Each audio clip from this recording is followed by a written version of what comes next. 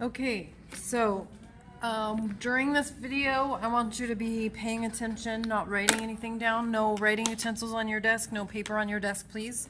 And then at the end of the video, you're going to take out a piece of paper and a pencil or pen, and you're going to talk to someone next to you and just kind of summarize the big ideas. So make sure you're paying attention and thinking about what you're going to write down at the end when we're done with this video. So first, you guys graded this as you went. So I'm going to go through this pretty quickly. But these formulas you need to have memorized. If you don't have them, you should look them up. But they're in your notes. So if you haven't taken good notes, you might have to look them up on Google or something. So let's look at number 6. Find the slope. So we've practiced this quite a bit. We want to find two places where the line crosses straight through integer points right on the corner of the box. So I don't want to use that point because I don't know that y value. That y value would be negative 3 point something. No, sorry, that's a 2. Negative 1 point something. So I want to go along the line until I get to another box. I could use that point, or I could go further and use that point. It doesn't matter. I can use any points that I want. If I count out the slope, rise over run, right? I rise 1 and I run 3 to get that way. And I go to the right, so it's positive. Rising is positive also, so the slope is 1/3. For slope between 2 points, I need to use this equation. And I labeled my points x1, y1, and x2, y2, and then I plugged them into the formula. So I did the y minus the negative 7. And then this x1 minus the negative 1 minus the negative becomes plus. So I get 10 over 2, so the slope is 5. Write the equation of the line with slope and point given. So I'm going to use point slope form. Y minus the y value of the point equals the m times x minus the x value minus negative becomes plus. And then I want to put it in slope-intercept form. So I'm going to distribute the negative 3. And then I'm going to add the 7 over with its like term. So if I add plus 7 here, I'm going to get 1. And I'm done. Okay? This one, write the equation in slope-intercept form. So first of all, I don't want to have a 5 attached to my y, so I'm going to divide everything by 5. And then I've got to remember that slope-intercept form has the mx in front of the b. So I need to switch it to x in front of the negative 4/5. Okay? Standard form. Standard form looks like this, and the a, the b, and the c have to be integers. They can't be fractions.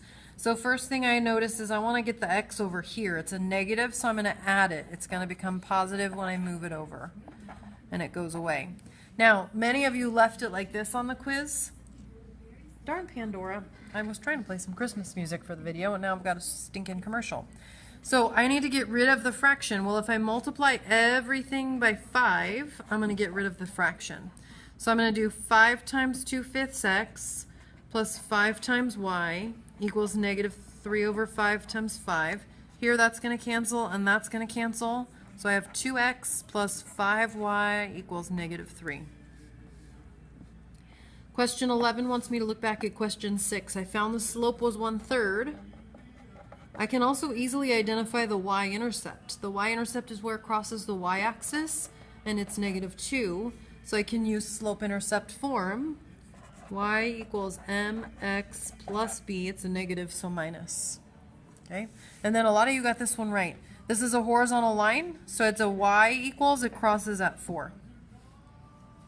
And then lastly, to find an x-intercept, if I'm on the x-axis, like this right here, then the y value is 0. So substitute a 0 in for y. This whole thing goes away. 4x equals 12, so x equals 3.